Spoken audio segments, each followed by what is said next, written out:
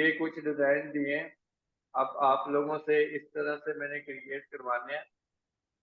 तो आपने इस टाइप की अब वर्किंग करनी है। आपका थोड़ा सा टेस्ट मैं चेंज करूंगा, बोर्ड में लेके जाऊंगा, बोर्ड की टेक्निक समझाऊंगा।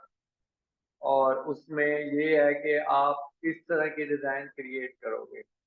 ये है एक फ्लैट डिजाइन, ठीक है। और एक डिजाइन होता है वाटर कलर के फ्लावर्स के साथ और विद टेक्सचर्स के साथ।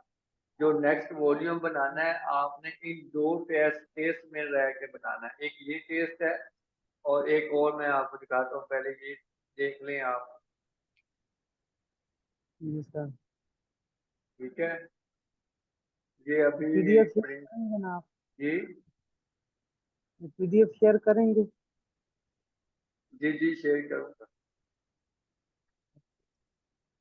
ओके, जो डिजाइन मैंने देने हैं आप लोगों को वो आपको मैं दिखा देता हूँ। आई थिंक मैंने कहाँ रखा है, या सर, यहाँ